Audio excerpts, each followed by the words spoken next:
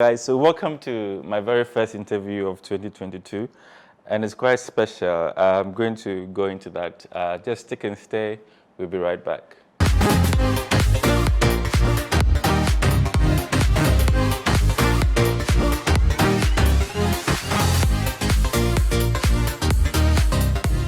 All right, guys, welcome back.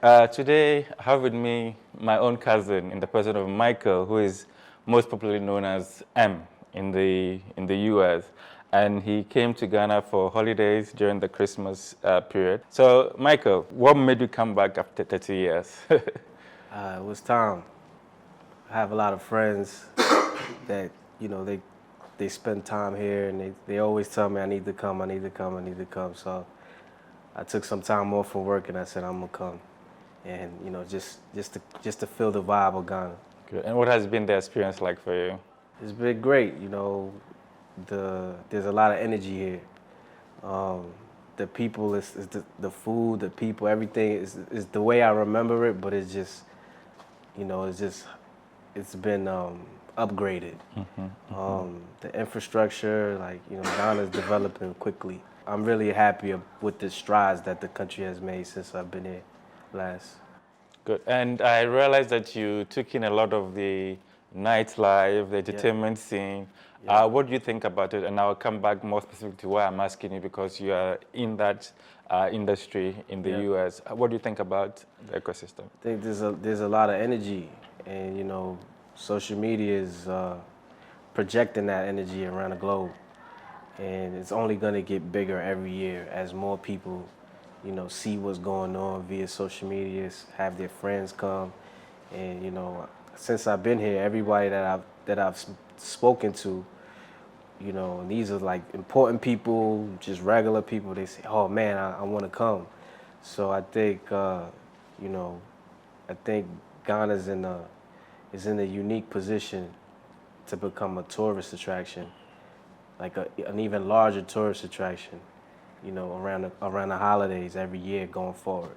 So I think it's just a lot of energy. Great. And I mean, you're part of the team from Highbridge The Label. Yep. And you represent some really awesome talent and up-and-coming artists. Tell us about the label, how it started, where you are now. So the label was started by my younger brother, your cousin, Quincy. He's known in America, everybody calls him QP, and his partner, best friend, Bubba. They started the record label with A Boogie, who's the marquee act on the label. The way when I think about it, they were relentless. They saw something that they wanted, and they didn't stop until they got it. They didn't let anybody talk them out of it. And anytime they needed something, they would call me. I would help them with it, and it just worked out. I just want to say God had His hands on everything, because a lot of people aren't able to make it into the industry the way we were able to make it. Great. And it's grown to now include at least 4 more people on the label. 6 artists on the label right now. It's Boogie, there's Don Q, there's Trap Manny, there's Anissa, there's Bubba Savage, and Lil Reek. So when you are looking at artists you're working with, what are the things you consider? Talent is one. If you don't have the foundation, like that base level talent, is going to be pretty difficult for it to translate. So number one, they have to have talent, above average talent. And then they need to be able to have that it factor. There's a lot of people with talent, but when they walk in the room, you can't tell if they're a superstar or not. All of our artists, when they walk in the room, you want to know who that is, because they have that look, they have that aura to them that you're drawn to them. You want to know who they are. So those are the main things that we look for, and then everything else you could kind of develop. So far, would you say it's been genre specific, perhaps hip hop more than? Yeah, more so hip hop, but it translates. I think I've had the pleasure of spending time with a lot of Afrobeats guys. When Burna Boy walks in the room, that's Burna Boy. When David O walks in the room, that's David. It's just, when you're a star, it just oozes out of you. Like, it's not something that you can you can fake. You know, either you have it or you don't. Great. And I'm happy you mentioned Davido and Burna Boy. Yeah. And as uh, Africans in the diaspora with a label such as yours, what do you make of sort of a renaissance where we are now seeing African music, particularly break into America? What do you make of that? And also, how are you able to position yourself to sort of bring along some of our African talents? So, you know, I think that's not a mistake. It's not by chance. Back in like 2000 and I want to say 18, when Boogie was on fire, we did a song with David. And prior to that, they didn't really play Afrobeat music on the radio in America. After Boogie did that song with David, you start to hear more Afrobeats on the radio in America, specifically in New York City. David and the rest of the guys, they had good music, but they had to be introduced into the marketplace. And, you know, we helped introduce them to the marketplace. And I think, you know, as Africans, we should be proud, you know, it's feel-good music. And, you know, at the end of the day, it's a music business. And if the music feels good and if the people want it, the record labels and everybody involved in the industry, they're going to have to give the people what they want. So they're making the good music, and it's the next sound, it's the next breaking sound that's going to be really big.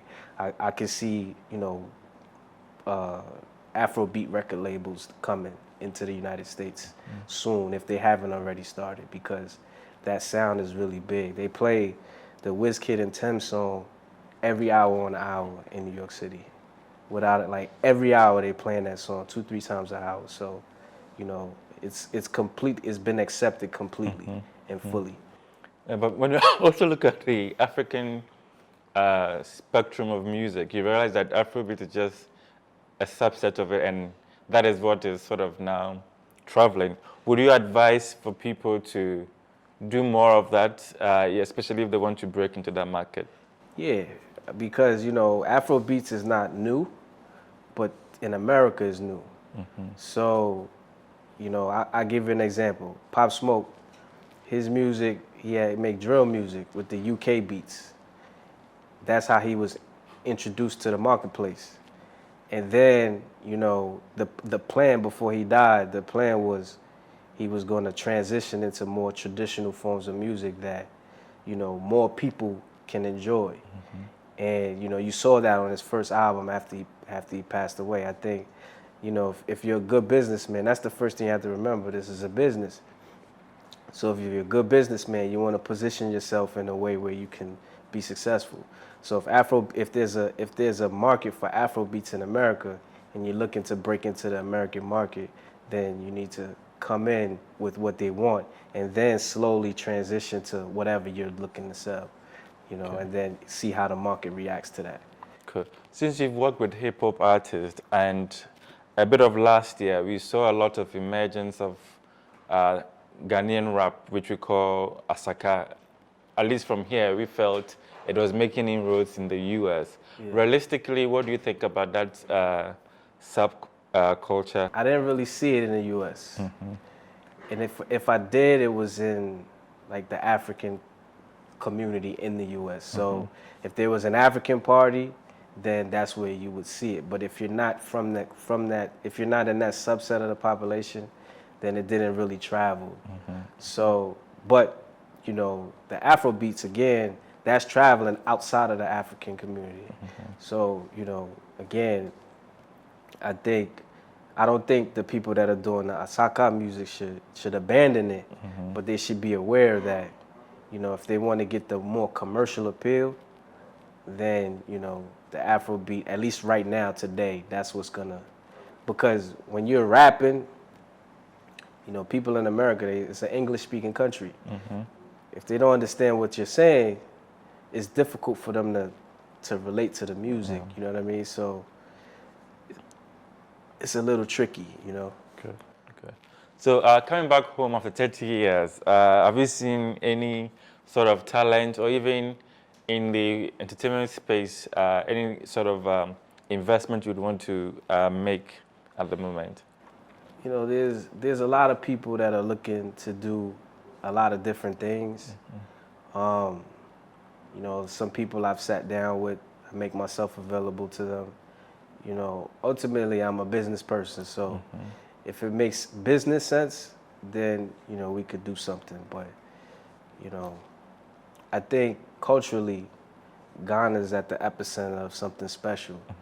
And, you know, I don't like to rush into anything just off of hype. I like to take my time and really, you know, make sure that it's the right thing to do, because that's how you have longevity. You don't just associate yourself with anything. So, you know, I've been touching base with different people. I haven't seen anything that I feel like I want to grab for myself, but I'm a resource to people that are around if they have any questions or anything, if they need any guidance. You know, I'm a resource to them. I think the information, you know, if you spread the information, you arm people with enough to make their dreams come true. Great. So finally, what's next for Highbridge?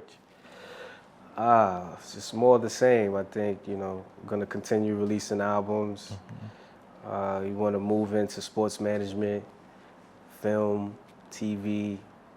I think, you know, the next phase, you know, we want to get younger acts and just continue to build globally, not just in America. You know, we've already established ourselves. We're firmly entrenched in the American market, but now, since we're not just American, we have African roots, you know, and Africa's all over the world. I think, you know, just expanding the brand beyond just America is something that's next. Fantastic. So I wish you all the best. My greetings to Quincy. I haven't seen him in a very long time as well. So when you go back, do send him my greetings. Absolutely. So make sure you follow them. The handles will be on screen. You follow the label, the management team, and Emm as well. So cheers. Thanks for joining.